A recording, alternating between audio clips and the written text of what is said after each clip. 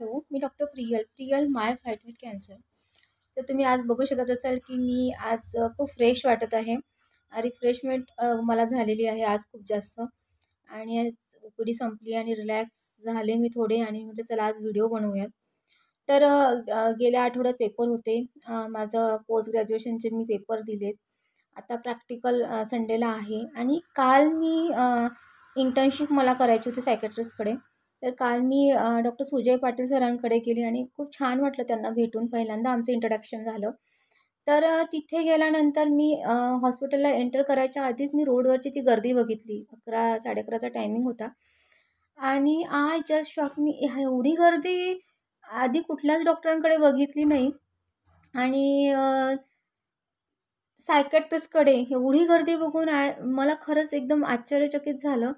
आणि नंतर मी आतमध्ये जेव्हा एंटर केलं, पेशंट बघितले, तिथले जे काउन्सिलर वगैरे आहेत त्यांनी इंट्रोडक्शन दिलं, पेशंट कसे कसे इथे असतात, कुठल्या टाईपचे असतात. आणि त्याच्यामध्ये ते सगळं IPDचे पेशंट बघितले. त्याच्यानंतर असं लक्षात आलं की मोस्ट ऑफ द जे पेशंट आहेत ते तरुण पिढी आहे. म्हणजे मानसिक आरोग्य सध्या तरुण पिढीमध्ये हे प्रॉब्लेम्स होतात. डिप्रेशन हा प्रकार तरुण पिढीमध्ये जास्त आहे. तर त्याचं हे आहे की एकतर तुमचं वर्कप्लेसमध्ये जो हे आहे, तुम्हाला स्ट्रेस आहे, तो ताण आहे, तो एक. नंतर तुमची personal life, extra marital affairs आणि लव्ह लाईफ त्याच्यामध्ये होणाऱ्या त्रास ह्याच्यामुळे ही तरुण पिढी आता जास्त. आणि दुसरं व्यसन. तर हे 3 प्रकारचे पेशंट मी तिथे बघितले की मोस्ट ऑफ द कारण हे आहे. आणि ह्याच्यामध्ये अजून एक गोष्ट लक्षात आली आहे की आजकाल जे म्हणतो ना आपण की जॉईंट फॅमिलीज नाही आहेत. नाती दुरावलेली आहेत. कोणाला कोणाचं घेणं देणं नाही आहे. प्रेम नात्यांमध्ये किंवा आपुलकी ह्या सगळ्या गोष्टी नाही आहेत. सगळे अलिप्त आपला विचार करतात. आणि ह्या गोष्टींमुळे पण आपल्या मेंटल हेल्थवर, आपल्या मानसिक आरोग्यावर खूप परिणाम होतो.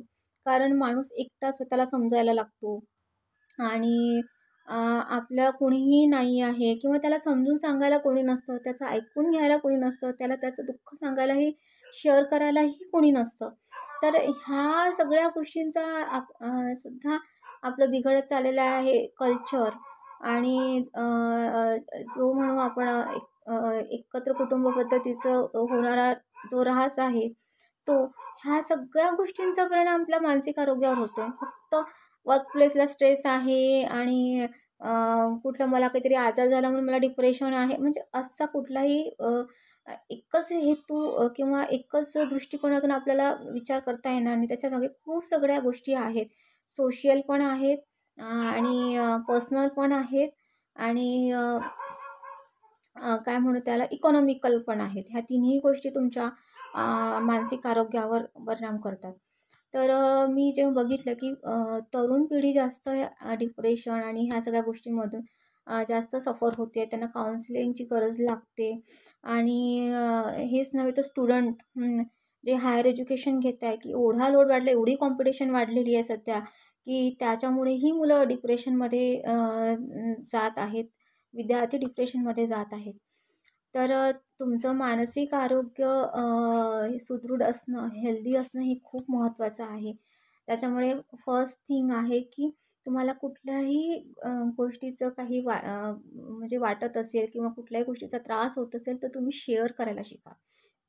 तुम्ही शेअर करा, फ्रेंड्ससोबत शेअर करा, घरी आईवडिलांसोबत शेअर करा, फॅमिली मेंबर्स असतील की तुम्ही एकदम फ्री असाल त्यांच्यासोबत, त्या पुन्हा तरी सोबत तुमच्या भावना, तुमचं मत तुम्ही एक्सप्रेस करत जा. हे खूप महत्त्वाचं गोष्ट आहे. कोण काय म्हणेल किंवा आपण हे असं म्हटलं किंवा आपण आपले विचार मांडले तर समोरचा व्यक्ती आपल्याबद्दल काय विचार करेल. आजकाल ही जी संकुचित भावना आहे ना सगळ्यांमध्ये, त्याच्यामुळे पण खूप गोष्टी अशा होत आहेत की आपण सांगू शकत नाही, आपण आपलं भावना व्यक्त करू शकत नाही आणि मग ते कुठेतरी आपल्या मनात अकुपाय होतं आणि त्याचा परिणाम आपल्या मानसिक आरोग्यावर होतो. तर सर्वात मोठी गोष्ट आहे की आपलं मानसिक आरोग्य चांगलं असलं तर आपण हेल्दी आहो, मी असं समजेल. कारण मी ह्यातून सफर झालेली आहे. 8 वर्ष मी मानसिक माझं जे आरोग्य ढासळलं होतं, मला जो मानसिक त्रास होता, माझा जो मानसिक छळ झाला आणि त्याच्यामुळे मी एवढ्या मोठ्या आजाराला सफर झाली. माझी हेल्दी लाईफस्टाईल होती, माझं खाणंपिणं चांगलं होतं, व्यायाम, एक्सरसाइज करणारी मी मुलगी होती आधी कुठलंही मला माझी हिस्ट्री नव्हती, मेडिकल इल हिस्ट्री नव्हती. तर पण मानसिक आरोग्य आपल्या शरीरावर कुठल्या प्रकारे आपला इम्पॅक्ट आपला पडतो मानसिक आरोग्याचा आपल्या शरीरावर, हे एक डॉक्टर, एक होमिओपॅथ म्हणून मी चांगल्या प्रकारे सांगू शकते. कारण बॉडी कुठेतरी रिॲक्ट करते आणि तुमचं जे एक हे आहे, इमोशन्स आहेत, तुमचं जे ग्रीफ आहे, ते सगळं कुठेतरी ऑक्युपाय होतं आणि मग ती बॉडी काही दिवसांनी त्याला रिॲक्ट करते आणि मग ते आपल्याला एंड रिझल्ट त्या आजाराचा कळतो. तर त्याच्यामुळे तुमचं मानसिक आरोग्य एक सुदृढ असणं खूप महत्त्वाचं आहे. हा खूप इमोशनल असतो आपण, खूप ओव्हर थिंकिंग असणं आणि ह्या गोष्टी आपल्याला खूप जास्त त्रास देतात. मी माझं स्वतःचं अनुभव सांगते, की मी खूप जास्त इमोशनल आणि खूप जास्त मला जर कोणी बोललं तर मी ओव्हर थिंक करणारी. म्हणजे बेशरमपणा मला अजिबात हे होत सहन होत नाही किंवा मी ते करूही शकत नाही. कारण आपण जर बरोबर असलं तर मी कुठलेही आरोप किंवा बिनअर्थी आरोप मी सहन करून घेणारी मुलगी नव्हती. तर त्याच्यामुळे मग मला असं कोणी काही बोललं किंवा कोणी जर मला माझा मानसिक छळ केला अननेसेसरी कारणांवरून, तर मला त्याचा त्रास व्हायचा. आणि मी खूप जास्त विचार करायची. आणि तेच मी बघितलं, की माझे सासरचे लोक होते ते एकदम बेशरम लोक होते. म्हणजे त्यांना कुठल्याच गोष्टीचं कितीही नातेवाईक बोलो, कोणी कितीही काही बोलो, तर त्यांना कुठल्याच गोष्टीचा फरक पडत नव्हता. दे वॉज लाइक आम्हाला काही म्हणजे इमोशन्स हा प्रकारच नव्हता. आणि मग मी त्यांचं बघितलंय, की ते वॉज व्हेरी हेल्दी. आणि हे लक्षात आलं, की आपण ओव्हर थिंकिंग करतो. आपण इमोशनली जेव्हा जास्त कुठल्याही गोष्टीमध्ये इन्व्हॉल्व होतो, तर आपल्याला त्रास होतो. आणि आपण कोणी काही म्हटलं किंवा कोणी काही बोललं, तर आपण त्याचं ओव्हर थिंकिंग करतो. त्याचाही आपण विचार करतो किंवा ओव्हर रिॲक्ट होतो. तर आयुष्यात ना एक गोष्ट मी सासरच्या लोकांकडून माझ्या खरंच शिकलेली आहे, बेशरमपणा. खरंच म्हणजे मी सांगते ना, की इतका बेशरमपणा तुम्ही बाळगला ना, तर मी म्हणते तुम्हाला कुठलाच आजार होणार नाही. म्हणजे काहीच तुम्हाला होणार नाही. गोळी घ्यायची तुम्हाला आयुष्यात कधी काम पडणार नाही. तर मानसिक आरोग्य तुमचं चांगलं असणं हे सध्या काळाची गरज आहे. त्याच्यासाठी मेडिटेशन करा.